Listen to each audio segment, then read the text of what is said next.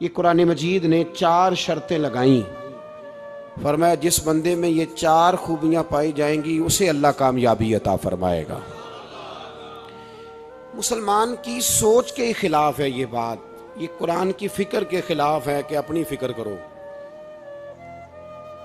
Burma کے لیے، کشمیر کے لیے، فلسطین کے لیے بات نہ کرو، اپنی فکر کرو۔ یہ قرآن کی سوچ کے خلاف ہے، یہ قرآن کے پیغام کے خلاف ہے، اس لیے کہ اگر صرف اپنی بات ہوتی تو آمنو اور عامل الصالحات پہ بات ختم ہو گئی ہوتی۔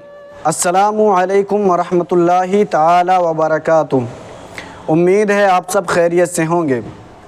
آج کے دور میں ہر نوجوان کامیابی کا خواہش مند ہے، لیکن کامیابی صرف خواہش سے نہیں ملتی، اس کے لیے رہنمائی، حکمت اور سچائی کی ضرورت ہوتی ہے۔ آج ہم سنیں گے پیر اجمل قادری صاحب کا وہ بیان جس میں وہ کامیابی کے 4 ایسے اصول بتا رہے ہیں جو ہر نوجوان کو ضرور سننا چاہیے۔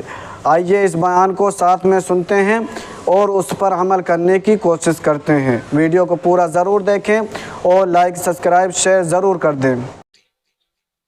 پھر بات آگے نہ چلتی، جب کہا گیا وَتَوَاصَوْا بِالْحَقِّ، حق بات کی تلقین کرنی ہے۔ اگر بات صرف اپنی ذات کی ہوتی تو ٹھیک ہو گیا تھا، نماز پڑھی، روزہ رکھا، حج کیا، ختم ہو گئی۔ لیکن میرے نبی پاک صلی اللہ تعالی علیہ وسلم نے ارشاد فرمایا، ایک بستی میں 2 3 4 نیک لوگ رہتے تھے۔ میرے پیارے کریم رسول فرماتے ہیں 3 4 بڑے پرہیزگار، متقی، صاف ستھرے، صوفی صاحب، درویش صاحب، علامہ صاحب، بڑے جو کہتے تھے بالکل جی میں کوئی بات نہیں کرتا، کسی بادشاہ کو نہیں چھیڑتا، میں تو بس لوگوں کو اللہ اللہ بتاتا ہوں، میرا کوئی تعلق نہیں، کوئی مرے کو جیے، بڑے نیک، صاف ستھرے، پرہیزگار۔ باقی ساری بستی گناہ کرتی تھی۔ نبی پاک علیہ السلام فرماتے ہیں رب کریم نے کچھ عرصے تک مہلت دی، پھر مشیت خداوندی، اللہ کا قانون حرکت میں آیا تو کہا جبریل ساری بستی تباہ کر دو، تباہ کر دو۔ اللہ مہلت دیتا ہے، مہلت دیتا ہے۔ ہم لوگ سمجھتے ہیں نہیں نہیں ہماری سیاسی چالیں صحیح چل رہی ہیں، اللہ مہلت دیتا ہے۔ رب کریم نے فرمایا جبریل انہیں تباہ کر دو، تو حضرت جبریل امین علیہ السلام نے عرض کی مولا وہاں تو تیرے 3 4 بڑے نیک بندے بھی رہتے ہیں، بڑے پرہیزگار، سچ بولنے والے، دیانتداری والے، حاجی صاحب، نمازی صاحب، صوفی صاحب، پیر صاحب، بڑے خوبصورت، ان کا کیا کریں؟ تو میرے محبوب پاک علیہ السلام فرماتے ہیں رب کریم نے فرمایا سب سے پہلے انہیں تباہ کرنا، سب سے پہلے انہیں سب سے پہلے، اور الٹ دو بستی، پہلے ان کا نمبر لگاؤ۔ یا اللہ ان کی کیا غلطی ہے؟ تو غلطی سن لیں، غلطی یہ ہے کہ انہوں نے 2 صفتیں پیدا کی ہیں، اگلی 2 پیدا کیوں نہیں کی؟ اِلَّا الَّذِينَ آمَنُوا وَعَمِلُوا الصَّالِحَاتِ پہ روک کیوں گئے، آگے کیوں نہیں بڑھے؟ اللہ کریم نے فرمایا جبریل دیکھو نا، میری نافرمانی ہوتی رہی اور ان کے چہرے پر کبھی شکن تک نہیں آیا، لوگ میرا قانون توڑتے رہے، انہیں کبھی برا ہی نہیں لگا، گناہ دیکھ کر کبھی خیال ہی نہیں آیا بدلنے کا۔ میرے بھائی امت مسلمہ اپنے لیے تو آئی نہیں دنیا میں، نبی پاک کی اس لیے تھوڑے آئے تھے کہ پیسے کمائیں، دنیا داری کریں، جھوٹ سچ ماریں اور رخصت ہو جائیں، بچے پیدا کریں۔ یہ کام تو ہندو، سکھ، بدھ مت سارے کر رہے ہیں، تو فقط اس کام کے لیے تھوڑی آیا ہے۔ کنتم خیر امت اخرجت للناس، اللہ فرماتے ہیں میرے محبوب کے غلاموں تم بہترین امت ہو، میں نے تمہیں امتوں کے بھلے کے لیے پیدا فرمایا ہے، تمہیں لوگوں کی امامت کے لیے دنیا میں بھیجا ہے۔ اے نوجوان مسلم کبھی یہ تدبر بھی کیا تو نے، وہ کون سا گردو ہے جس کا ہے تو ایک ٹوٹا ہوا تارا؟ تو نے کبھی سوچا ہے تو کیا ہے؟ پتہ ہے تجھے؟ روزی کماؤ، روٹی کماؤ، اور اب تو بہت سارے لوگ جھوٹ کی دنیا میں زندہ ہیں، جھوٹ بولتے ہیں اپنے آپ کے ساتھ، دائیں بائیں فراڈ کر رہے ہیں اپنی ذات کے ساتھ، خول بنا لیا اس میں بند ہو، باہر ہی نہیں نکل۔ اپنے ملک کی سوچو، اپنی بات کرو۔ علامہ اقبال نے پتہ کیا کہا تھا؟ اقبال نے، یہ سنو جو لوگ کہتے ہیں پہلے پاکستان، برما کے مسلمان بعد میں کشمیر کے مسلمان، پہلے سنو اقبال کیا کہتے ہیں۔ اقبال کہنے لگے ان تازہ خداؤں میں بڑا سب سے وطن ہے، ان تازہ خداؤں میں بڑا کون ہے؟ وطن کی محبت ایمان کا حصہ ہے، اس میں شک نہیں، لیکن اگر اسلام سے پہلے وطن آ گیا تو اقبال کہتے ہیں ان تازہ خداؤں میں بڑا سب سے وطن ہے، اور جو پیرہن اس کا ہے وہ مذہب کا کفن ہے۔ فرماتے ہیں جو وطن اوڑھ لیتا ہے اس نے اپنے مذہب کو دفن کر دیا۔ سب سے پہلے پاکستان نہیں، سب سے پہلے رسول اللہ کا دین ہے، سب سے پہلے قرآن ہے، سب سے پہلے نبی پاک کا فرمان ہے، سب سے پہلے امت مسلمہ ہے۔ ان تازہ خداؤں میں بڑا سب سے وطن ہے، جو پیرہن اس کا ہے وہ مذہب کا کفن ہے۔ اور اقبال کہنے لگے قوم مذہب سے ہے، مذہب جو نہیں تم بھی نہیں۔ قوم مذہب سے ہے، مذہب جو نہیں، کوئی نہیں سمجھ آ رہی آپ کو میری بات؟ قوم کس سے ہے؟ پاکستانی ہونے سے، پنجابی ہونے سے، سندھی بلوچی پٹھان ہونے سے نہ، قوم مذہب سے ہے، اور مذہب جو نہیں تم بھی نہیں۔ یہ کیسے ہو سکتا ہے کہ مذہب نہ ہو اور بندہ زندہ رہے؟ یہ کیسے ہو سکتا ہے بھائی؟ کافر نے اصل میں جاگ ہی نہیں رہا، میں جاگتا ہی نہیں، میں جیب کی سوچتا ہوں، مسجد کی سوچتا ہوں، خانقاہ کی سوچتا ہوں، مدرسے کی سوچتا ہوں، دکان کی، سارا دن تو اس چکر میں لگا رہتا ہوں لوگوں کو ثابت کرنے میں کہ میں صحیح ہوں باقی غلط ہے۔ میں تو اپنی ذات کے خول سے اٹھ ہی نہیں رہا، اور مجھے یہ اندازہ ہی نہیں کہ لیبیا سارا کٹ گیا، مصر کے ٹکڑے ٹکڑے ہو گئے، مجھے پتہ ہی نہیں کہ شام، جس کے بارے میں میرے نبی پاک علیہ السلام نے فرمایا مکے اور مدینے کے بعد اللہ نے سب سے زیادہ برکتیں ملک شام میں رکھی ہے، اور حضور نے فرمایا جس نے ہجرت کرنی ہو وہ شام جائے۔ اتنا اعلیٰ ملک سارا کٹ گیا، 4,000 ہزار لوگ ایک ایک دن میں قتل ہو گئے، پر میرا گھر آباد ہے نا، کوئی حرج نہیں، وہ کٹتے ہیں تو وہ دور ہیں، کٹتے رہے۔ فلسطین میں ہمارے ہاں معراج کی محفلیں بڑی جم کے ہوتی ہیں، سارے لوگ پڑھتے ہیں سبحان الذی اسری بعبدہ لیلا من المسجد الحرام الی المسجد الاقصی۔ انہیں پوچھو روز قرآن مجید میں مسجد اقصی کا نام لینے والوں، تم مسجد اقصی کہتے ہو تو تمہیں اللہ کتنی نیکیاں عطا کرتا ہے، بتاؤ تو صحیح مسجد اقصی کدھر ہے؟ اور اب تو میری طرح کے مولوی آدھی حدیث سناتے ہیں، کہتے ہیں مسجد نبی میں ایک نماز پڑھو تو 50,000 کا ثواب، حرم شریف میں پڑھو تو 1,00,000 کا ثواب۔ مولانا حدیث یہاں سے شروع نہیں ہوتی، کھولو تو صحیح کنز المال، پڑھو مسند امام احمد بن حنبل، حدیث تو یہاں سے شروع ہوتی ہے۔ میرے نبی پاک نے فرمایا مسجد اقصی میں جس نے ایک نماز پڑھی 25,000 کا ثواب، اور میری مسجد میں جس نے ایک نماز پڑھی 50,000 کا ثواب، اور اللہ کے گھر بیت اللہ جس نے پڑھی 1,00,000 کا ثواب۔ مسجد اقصی کا تو ذکر ہی چھوڑ کے آئے، کیوں؟ وہ مسجد جس کی طرف منہ کر کے 15 سال میرے نبی پاک نے نماز ادا کی، کس نے؟ بولیے گا 15 سال تک، 2 ہجری میں 13 سال مکے میں، 2 سال مدینے میں، مسجد اقصی کی طرف جدھر منہ کر کے تیرے اور میرے رسول نماز پڑھتے رہے۔ آج وہ مسجد یہودی کے قبضے میں، کئی کے جمعے تالا رہتا ہے، وہاں نماز نہیں پڑھنے دی جاتی۔ مجھے کیا لگے اس بات سے، میری مسجد میں تھوڑی لگا ہوا ہے۔ ایسی ہوا چلی ہے کہ ہر شخص سوچتا ہے تمام شہر جلے بس ایک میرا گھر نہ جلے۔ بھائی یہ وہ دور ہے جس دور میں ذرا سی بھی کسی شخص کو تکلیف ہوتی ہے تو عالمی میڈیا پہ بات جاتی ہے، موبائل جیبوں میں فوراً تصویریں کیش ہوتی ہیں۔ میں اور آپ، ہمارا اس قوم سے تعلق ہے جس قوم کے بچے کٹ گئے، ذبح ہو گئے، عورتوں کے پستان کاٹ کے برما کے بدھوں نے ان کے کباب بنا کے کھا لیے، چھوٹے چھوٹے بچوں کی لاشیں انہوں نے لٹکا ڈالی۔ اور یہاں میں حکومت کی کیا بات کروں، یہاں کسی سیاستدان کو مکھی کاٹ جائے تو ہمارے پھٹے آباد ہو جاتے ہیں بحث کرنے کے لیے۔ ہمارے اپنے لوگ، عام آدمی نہیں بات کرتا، عام آدمی نہیں نکلتا، عام شخص کو فکر ختم ہو گئی۔ میری بھائی سب سے بڑھ کر بہترین مسجد کے خطیب امام حسین تھے۔ مسجد نبی سے بڑی بھی کوئی مسجد ہوگی جس ممبر پر رسول پاک بیٹھ کے خطبہ دیا کرتے تھے، اور میرے مصطفیٰ کے آستانے سے بڑا بھی کوئی آستانہ ہوگا جس کی سجادگی امام حسین کے پاس تھی؟ کہتے ہیں ہمارا کیا تعلق، ہمیں کیا لگے، جو مرضی ہوتا پھرے۔ امام علی مقام آرام سے مسجد نبی میں بیٹھے تھے، زمانہ پوری دنیا سے جاتا تھا، ہاتھ چومتا تھا، قدموں میں بیٹھتا تھا۔ اتنے بڑی عظمت والی بھی کوئی شخصیت ہوگی جس کے رگوں میں رسول اللہ کا خون دوڑتا ہے، جسے حضور اپنی زبان مبارک اس طرح وہ چوسا کرتے تھے جیسے عرب کے لوگ پیاس کے عالم میں کھجور چوسا کرتے تھے۔ اتنا بڑا بھی کچھ شخص تھا، لیکن جب دین پہ کڑا وقت آیا تو حسین نے مسجد کی خطابت نہیں بچائی، آستانہ نہیں بچایا۔ امام علی مقام نے کہا کوفہ لٹتا ہے تو لٹتا رہے، دمشق میں فساد ہوتا ہے تو ہوتا رہے، وہ ملک شام کی بچیاں رو رہی ہیں تو روتی رہیں کہ ہم پہ یزید قابض ہو گیا، میری مسجد آباد ہے، کافی ہے نا۔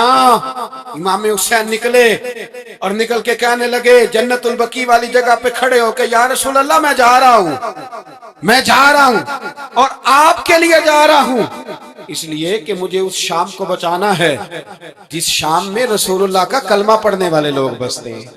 مجھے کوفہ، دمشق، مصر کے لوگوں کو بچانا ہے۔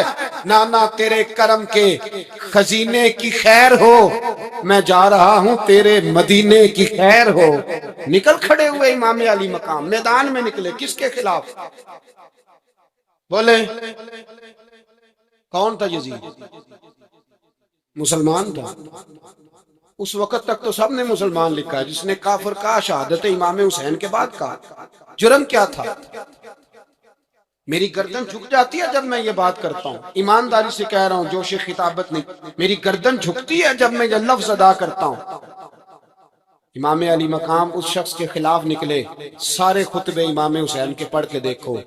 امام حسین نے فرمایا یزید شرابی ہے، شرابی مسلمانوں کا حکمران ہو سکتا؟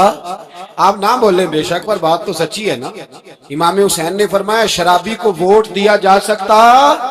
فرمایا رنڈیوں کا ناچ دیکھتا ہے جو مجرے دیکھے، جو رنڈیوں کے ناچ دیکھے وہ مسلمانوں کا حکمران ہو سکتا؟ امام حسین میدان میں نکلے اور 18 سال کے علی اکبر سے لے کر 6 مہینے کا علی اصغر دے دیا، لیکن شرابی کو برداشت، بے حیا کو برداشت میں کیسے کرتے ہیں؟ دوستی قاتل سے بھی، مقتول سے یارانہ بھی، اپنی جیب سے فلیکس چھپوا کے ظالموں، جابروں، بدماشوں کو ووٹ دیتے۔ امام حسین کو تیری دیگ کی ضرورت ہے جو تو 10 محرم پہ پکاتا ہے، چاولوں کی ضرورت ہے جو تو نے 9 محرم کو پکائے، ان کو اس بریانی کی حاجت تھی جو تو نے پکائی ہے۔ میرے گھر میں فلاں M N A M P A صاحب آ گئے تھے، امام حسین کے گھر کے اندر یزید نے پیغام بھیجا، اس نے کہا جیسے کہو گے کر لوں گا، جتنے پیسے کہو گے دے دوں گا، جتنی مسجدیں کہو گے بنوا دوں گا، جتنے ادارے کہو گے تعمیر ہو جائے، مجھے نہ چھیڑو۔ آپ نے فرمایا نا، مسجد مدرسے اس وقت آباد رہتے ہیں جب حکمران صحیح ہوتے ہیں، اور جب حکومتیں غلط ہوتی ہیں تو پھر مساجد آباد، پھر مدارس کی آباد کاری ہو ہی نہیں سکتی۔ میں دین میں نیا رکھنا کھول دوں؟ امام علی مقام کھڑے ہوئے، پر میں کیا کروں؟ حکومت کیا کروں؟ حکومت سے کیا کہوں؟ اگر میری ملت کے اپنے جوان کے موبائل میں رنڈیوں کا ناچ ہو تو 10 محرم کو تو امام حسین کربلا میں تڑپ جاتے ہوں گے۔ اگر 9-10 محرم کو جو نکلا امام علی مقام کی بات کرنے کے لیے، وہ نوجوان اگر سگریٹ کا، شراب کا، بدماشی کا عادی ہو تو حضرت علی اصغر کہیں گے نا میری قربانی کا کیا بنا؟ وہ تو نکلے تھے عریانی اور فحاشی کے خلاف، اور اگر ملت کا جوان روز چوک میں کھڑے ہو کے لڑکیوں کو تاڑتا ہو تو حضرت علی اکبر تو اپنی قبر میں روتے ہوں گے کہ یہ اس قوم کے لیے جان دے دی جو آج جزیدی طریقوں پہ عمل کر رہی ہے، جو ساری رات گند دیکھ کے سوتی ہے، جو ساری رات بے حیائی، فحاشی اور عریانی میں لگی رہتی ہے، ان لوگوں کے لیے جان دے دی۔ اتنا ظلم ان شہیدوں کے ساتھ، اور 10 محرم کو دیگ پکا کے کہتا ہے میں امام حسین کا ماننے والا ہوں، میں امام علی مقام سے پیار کرنے والا ہوں۔ نہ بھائی، نہ دو رنگی چھوڑ کے یک رنگ ہو جا، سراسر موم ہو جا یا سنگ ہو جا، امت مسلمہ کو بیدار ہونا پڑے گا۔ امام علی مقام میدان میں نکلے، ڈٹ کے نکلے، اور امام نے فرمایا میدان میں نکل کر کہ میرا وطن مدینہ ہے، میرا وطن مدینہ ہے، پر مدینہ بعد میں، رسول اللہ کا دین پہلے۔ تو پاکستان کی بات کرتا ہے، इमाम अली मकाम ने फरमाया मदीने की शरीयत बाद में, रसूलुल्लाह का दीन पहले, और तेरे तो बच्चे आम से हैं। इमाम हुसैन ने फरमाया मेरी गोद में जो बच्चे हैं वो रसूलुल्लाह के नवासे हैं, पर बच्चे बाद में, नबी पाक का दीन पहले। आपने फरमाया तेरी बेटी बड़ी बावकार होगी, उसकी बड़ी इज्जत है, तू कहता है बेटी की वजह से ब्लैकमेल हो गया, लेकिन जो शान खुदा ने हुसैन की बेटी को अता फरमाई, जिन बच्चियों का सर का बाल नंगा हो जाए, सर का बाल नंगा हो जाए, तो इमाम शौरानी फरमाया करते थे अगर मदीने में किसी सैयदजादी के सर का बाल नंगा होता था तो सूरज अपना मुंह छुपा लिया करता, सूरज छुप जाता था बादलों की ओट में। और मदीने वाले समझ लेते थे कि घर में काम करते करते किसी सैयदजादी के सर का कोई बाल नंगा हो गया। उन शहजादियों का इतना वकार, पर इमाम अली मकाम ने फरमाया बेटियों की फिक्र बाद में, रसूलुल्लाह का दीन पहले। रसूलुल्लाह का दीन कौम मजहब से है, मजहब जो नहीं तुम भी नहीं। याद रख मेरे भाई, इमाम अली मकाम रज़ी अल्लाह तआला अन्हु ने मैदान में निकलकर पहले मजहब की बात की। और आज तीन नबी दा बांग यतीमा रोवे ते कुरलावे आखे मैं किथों लब्बा उमर बहादुर, मैं किथों लब्बा उमर बहादुर जेड़ा मैनू सीने लावे। मासूम बच्चे, मासूम। आज तक किधर है तुम्हारा क़वामे मुतीदा? बुलाओ ना इसे। भीख मांगते फिरते हो, काफिरों से भीख मांगते हो। बच्चा शाम को घर ना आए तो माँ दरवाजे पे नजर लगा कहती बेटे टाइम पे आ जाया कर, मुझे नींद नहीं आती, वक्त पे। बर्मा की उस माँ से भी जाके पूछो जिसका बच्चा पलट के आए कोई नहीं, आया ही नहीं, उससे भी पूछो। बच्चे ने आधी रात को रोटी मांग ली तो फालज ज़्यादा माँ, वो फालज था, वो रेंगती हुई उठी और उसने अपने लाल को रोटी पका के दी। बाप कहता रहा चल छोड़, सो जा बेटे तेरी अम्मा। उसने कहा नहीं मुझे नींद नहीं आती, बेटा भूखा है। उस माँ से भी कभी पूछ, उस माँ से जो बांग्लादेश के खेमे में बैठी है। तो बीबीसी लंदन का रिपोर्टर कहता है कि तेरी ख्वाहिश क्या है? कहती कोई भी नहीं, चलो 2 दिन के बाद ही सही मेरे बेटे को एक रोटी दे जाया करो। ये रोटी मांगता है मुझसे, मैं किधर से लाऊं? ये लवारस कौम है, मैं हुक्मरान से जाके बात करूं? जब मेरा अपना नमाजी मुसलमान कहता है पहले पाकिस्तान के बच्चे तो पाल लो। मेरे भाई तुझे खबर ही नहीं, ये तो जाना तो कभी गुंबद खजरा पे। तो मेरे मुस्तफा ने फरमाया मन अज़ा मुस्लिम फकद अज़ानी, फरमाया जब मेरा मुसलमान तकलीफ में होता है तो मैं गुंबद में तकलीफ में होता हूँ, मुझे दर्द होता है, मुझे अजियत होती है। पूछ जाके महबूबे पाक से, मेरे अजीज किसी को गम ही नहीं इन लोगों का, किसी को परवाह ही नहीं, कुछ सोचता ही नहीं इनके बारे में। मैं अपने घर में मस्त हूँ, आप अपने घर में मस्त हैं। मेरे रसूलुल्लाह की उम्मत लुट गई सारी, जगह जगह तबाही। 1 इंच धरती पर जमीन ऐसी नहीं जो काफिर की ओर खून बहता हो। एक रेमंड डेविस अमरीकी कुत्ता यहाँ बंद था मुसलमानों के कत्ल में। उन्हें अपनी कौम की इतनी फिक्र थी, वो रातों रात छुड़ा के ले गए। लेकिन मेरी और तेरी बहन आफिया सिद्दीकिया सालों से बंद है। तड़प के पूछा है मुसलमानों ने कि उसकी गलती तो बताओ, उसका कसूर नहीं पर वो बंद है। कोई नहीं बात करने वाला, कोई नहीं। मस्जिद जाने, जुमा तो पढ़ाना है, उसमें गर्ज नहीं, दर्द है कि नहीं, क्या उसमें तो इतना पता है 1 घंटे तकरीर है करनी है। पीर साहब सुबह से शाम तक तावीज लिखते, सियासतदान सुबह से शाम तक जनाजा भी तब पड़ता है कि मुझे वोट मिलेंगे। ताजर कहता है बस दुकान चलनी चाहिए, मर जाए मेरी तरफ से सारी दुनिया, बस करो, इस खौल से बाहर निकलो। ए नौजवान मुस्लिम, कभी ये तदब्बुर भी किया तूने? वो कौन सा गर्दू है जिसका है तू एक टूटा हुआ तारा? तूने सोचा ही नहीं कभी? तुझे कभी खबर ही नहीं हुई कि ये किस कदर बड़ा काम था? मेरे रसूल पाक सल्लल्लाहु अलैहि वसल्लम के गुलामों जागो। मैं दुआई देता फिरता हूँ, मैं कहता हूँ जट बन के बड़ा जी लिया, बट राई अंसारी बन के बड़ा जिया, बस कर दो, बस कर दो। अब मुसलमान बन के जीना सीखो। اب اپنی پہچان رسول اللہ کی غلامی بناؤ. اب کہو پہلے دین باقی ہر چیز بعد میں. بس کرو, بہت ہو چکا ہمارے ساتھ, اب تھوڑا جاگو. میں بہت ساری باتیں دل میں لے کے آیا تھا جو آپ سے کرنی تھی, پر یہ لفظ ہیں کہ ٹوٹتے ہی جا رہے ہیں. بات ہے کہ سمت کا تعین ہی نہیں ہو پا رہا. میرے بھائی, میں تو کبھی کبھی سوچتا ہوں لگتا ہے رب بھی ناراض ہو گیا ہے اور ہمیں منانے کا طریقہ بھی بھول گیا. نہ ہماری مسجدوں میں تہجد پڑھی جاتی ہے, نہ کسی کو نماز توبہ یاد رہی, نہ کوئی استسقاء والا ہے, کوئی نہیں. جو پیر صاحب کے پاس جا کے بیٹھتا ہے تھپکی دیتے ہیں, کہتے ہیں جا تیرا کام ہو جائے گا, موج کر. کبھی نہیں کو کہتا توبہ بھی کر, استغفار بھی پڑھ, یہ داڑھی پوری کر, دین رسول اللہ کا اس کی طرف تو توجہ کر. کوئی تبلیغ ہی نہیں کرتا, سارے پھوکا پھاکی پہ لگ گئے. کوئی خیال ہی نہیں آ رہا کسی شخص کو کہ ہماری تباہیوں کا سبب کیا ہے.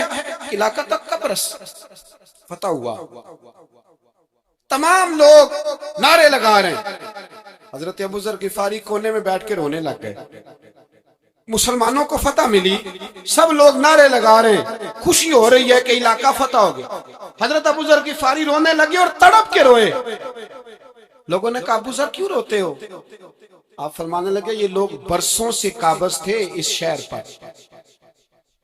یہ جن لوگوں سے آج ہم نے لیا ہے یہ برسوں سے, دل کے کانوں سے کھل سننے والی بات ہے. فرمانے لگے یہ برسوں سے قابض تھے, انہوں نے اللہ کی نافرمانی کی ہے تو آج علاقہ ان کے ہاتھوں سے نکل گیا ہے. میں رو اس لیے رہا ہوں کہ خدایا کہیں ہم سے بھی نافرمانی نہ ہو اور یہ ہمارے ہاتھوں سے بھی نہ نکل جائے.